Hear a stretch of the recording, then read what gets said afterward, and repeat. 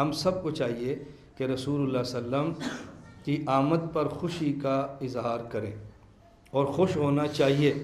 جو شخص رسول اللہ صلی اللہ علیہ وسلم کی دنیا میں آمد پر خوش نہیں ہے وہ شیطان ہے، کافر ہے، بے ایمان ہے، جو حضور کی آمد پر خوش نہیں ہے۔ لیکن رسول اللہ صلی اللہ علیہ وسلم کی آمد پر خوش ہونا اور ہے اور جشن عید میلاد النبی منانا اور ہے۔ رسول اللہ صلی اللہ علیہ وسلم کی آمد پر خوشی اور ہوتی ہے، جشن اور ہے، آپ کی آمد اور ہے، جشن میلاد النبی اور ہے، پھر جشن عید میلاد النبی یہ بالکل الگ تھلگ بات ہے۔ شریعت نے دو عیدیں بتائی ہیں، ایک عید الفطر اور ایک عید الاضحیٰ۔ عید الفطر رمضان گزرا اور اس کے بعد ایک ماہ روزے رکھے، رمضان میں مشقت برداشت کی ہے، اللہ نے فرمایا مہمانی ہے ہماری طرف سے، آج کھاؤ، عید الفطر۔ عید الاضحیٰ آ گئی، یہ 3 دن خدا کی طرف سے مہمانی ہے، اللہ کے نام پہ جانور ذبح کرو اور کھاؤ۔ تو ہمارے ایک عید الفطر ہے، ایک عید الاضحیٰ ہے، یہ تیسری عید اور وہ بھی جشن والی، اس کی ہماری شریعت میں کوئی گنجائش نہیں ہے۔ تو رسول اللہ صلی اللہ علیہ وسلم کی آمد پہ خوش ہونا اور بات ہے اور جشن عید میلاد النبی منانا اور بات ہے۔ پھر رسول اللہ صلی اللہ علیہ وسلم کی آمد پر لوگ پرچم لگاتے ہیں، اور پرچم ایسے جس پہ نبی پاک صلی اللہ علیہ وسلم کا روضہ مبارک بنا ہوتا ہے، کوئی پرچم ایسے ہو جس پہ رسول اللہ صلی اللہ علیہ وسلم کے نالین مبارک بنے ہوتے ہیں۔ اور جو ہی میلاد النبی عید کا ان کا 12 ربیع الاول کے دن گزرتا ہے تو گزرنے کے فوراً بعد ایک بعد 2 دن بعد وہ لڑیاں ٹوٹتی ہیں، حضور پاک صلی اللہ علیہ وسلم کے روضہ مبارک کی تصویر وہ مٹی پہ ہوتی ہے، نالین مبارک کی تصویر مٹی کے پر ہوتی ہے، اور یہ سنی بات نہیں ہے، میری اپنی آپ بیتی ہے۔ گزشتہ سال کی بات ہے، ایک بندہ فوت ہوا، میں تعزیت کے لیے ان کے یہاں گیا، میں نے گلی میں دیکھا تو کچھ جھنڈے نیچے گرے ہیں، کچھ جھنڈے اوپر ہیں، میں نے کہا نیچے جھنڈا لاؤ، میں نے کہا دیکھو اس پہ حضور پاک کے روزے کی تصویر ہے، تو تم نے روزے کو ناریوں کے اندر گرانا تھا، یہ کون سا تم نے حضور کے ساتھ محبت کا اظہار کیا ہے؟ اس لیے وہ کام کرو جس پہ اللہ کے نبی خود خوش ہیں، اور وہ کام نہ کرو کہ جس پہ رسول اللہ صلی اللہ علیہ وسلم خوش نہیں بلکہ اللہ کے نبی ناراض ہیں۔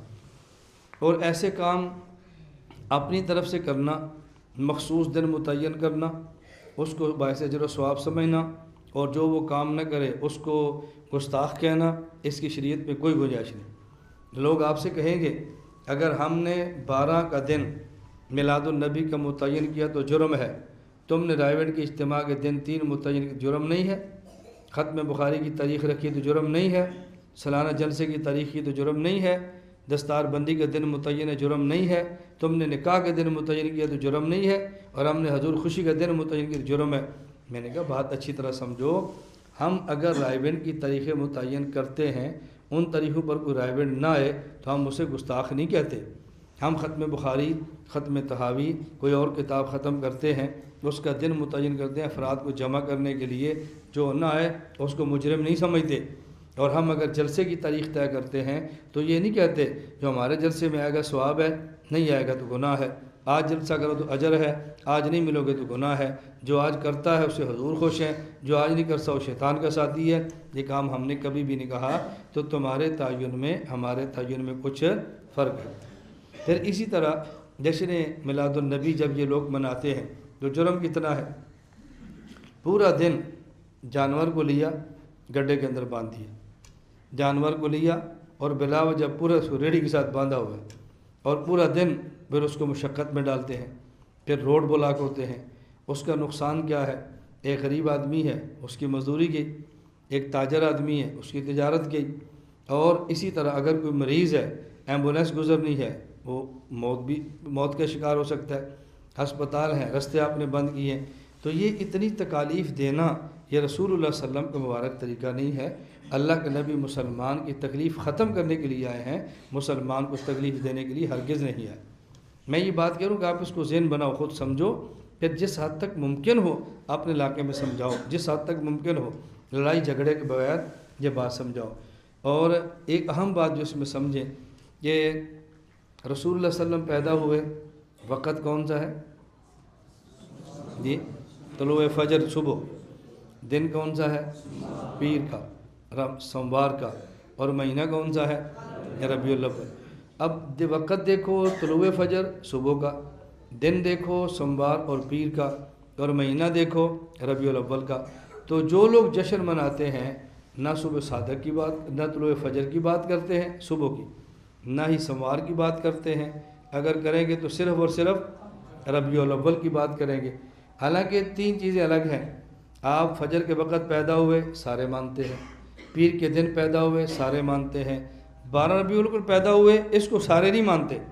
خود جشن عید میلاد النبی منانے والے جس شخص کو اپنا امام مانتے ہیں مولانا احمد رضا خان، انہوں نے فتاوی رضویہ میں ان کا ایک رسالہ نطق الہلال کے نام پہ انہوں نے لکھا کہ حضور کی پیدائش 12 کو نہیں تھی بلکہ 8 ربیع الاول کی تھی، اور آپ کی وفات 12 ربیع الاول کو ہے۔ بھئی جس بندے کے نام پر تمہارا مسلک ہے، جس بندے کے نام پہ تم نے فرقہ بنایا ہے، جو بندہ تمہاری فکر کا بانی ہے، وہ تو کہتا ہے 8 کو پیدا ہوئے اور آپ لڑ رہے ہیں 12 کو پیدا ہوئے، تو آپ اس مسئلے پر آپ نے اس کی بات کو کیوں چھوڑ دیا ہے، یا ان کی بات کو آپ ترجیح دیتے، یا آپ نے ان کو چھوڑ دیا ہے؟ اس کا معنی یہ ہے کہ اگر ان سے عقیدت ہوتی تو مانتے، عقیدت ان سے بھی نہیں ہے، بس ان کا بھی آپ نے نام جب چاہے استعمال کیا اور جب منشا خلاف ہو تو نام کو چھوڑ دیا۔ یہ بات مناسب نہیں ہے، تو میں نے اس لیے گزارش کی ہے کہ ربیع الاول حوالے سے اس چیز کا خیال کرو۔ اب جو لوگ اس دن جھنڈیاں لگاتے ہیں، ریڑے سجاتے ہیں اور اس قسم کے جتنے کام کرتے ہیں، آپ ایمان سے بتاؤ اگر ان کی بجائے اسی پیسے کو کسی مدرسے پہ لگا دیں، الگ مدرسہ بن جائے، مسجد پہ بنا دیں، مسجد پہ لگا دیں، مسجد بن جائے، کسی یتیم کے لگا دیں، اس کی اچھی خاصی پرورش ہو جائے، کسی خاتون کو دیں، اس کی شادی ہو سکتی ہے، غریب کی غربت پروری ہو سکتی ہے۔ اتنا پیسہ جو ہم اڑا رہے ہیں، اگر اس پیسے کو مناسب جگہ پر لگا دیا جائے تو اس میں حرج کی بات نہیں ہے، دین کا فائدہ بہت ہے۔ ممکن ہے اس پر کوئی تمہاری ذہن سازی کرے کہ یہ لوگ تو مستشرقین قربانی پہ کہہ رہے ہیں کہ تم جو 3 دنوں میں کروڑوں جانور ذبح کرتے ہو اور ان کا پیسہ ضائع کرتے ہو، اگر کروڑوں جانور ذبح کرنے کے بجائے ان کا پیسہ ہو اربوں کی صورت میں، یتیم خانہ بناؤ، ہسپتال بناؤ، مدرسہ بناؤ، مسجد بناؤ، سکول بناؤ، اور یہ ساری چیزیں تم بناؤ۔ یہ اعتراض تو ان کا بھی تھا، تو تم نے ان کی وجہ سے قربانی تو نہیں چھوڑی، اور یہ اعتراض آپ نے ہمارے اوپر کر دیا۔ ہم نے کہا قربانی کا مسئلہ الگ ہے اور یہ مسئلہ الگ ہے۔ قربانی کا مسئلہ قرآن کریم میں ہے، نص قطعی سے ثابت ہے، جس کا انکار کرنا کفر ہے، اور قربانی کا مسئلہ آج کا نہیں ہے، ابراہیم علیہ السلام کی سنت مبارکہ ہے، اور اللہ کے نبی نے خود ارشاد فرمایا قربانی کے دنوں میں افضل ترین عبادت، اللہ کے نبی نے فرمایا ما عمل آدمی من عمل افضل یوم النحر من احراق الدم، ان 3 دنوں میں قربانی کے خون بہانے سے بہتر کوئی عمل ہی نہیں ہے، افضل ترین عمل یہ ہے، خاص جو عمل ہے خاص۔ یہ میں خاص عمل کیوں کہہ رہا ہوں؟ لوگ کہیں گے پھر یہ نماز سے بھی افضل ہے، یہ فلاں سے بھی افضل ہے، حج سے بھی افضل۔ ان دنوں کے جو مخصوص یہ اعمال ہیں اس میں اس سے افضل کوئی عمل نہیں ہے، تو اس پر چونکہ نص آ گئی ہے ہم اپنے قیاس کو چھوڑ دیتے ہیں، اور یہاں نص موجود نہیں ہے اس لیے جھگڑنے کی ضرورت نہیں ہے۔ اللہ ہم سب کو حضور اکرم صلی اللہ علیہ وسلم کی سنت مبارکہ کے مطابق زندگی گزارنے کی توفیق عطا فرمائے۔ اللہ ہمیں ہر عمل مسنون کرنے کی توفیق عطا فرمائے، اور شرک و بدعات سے اللہ پاک ہم سب کی حفاظت فرمائے۔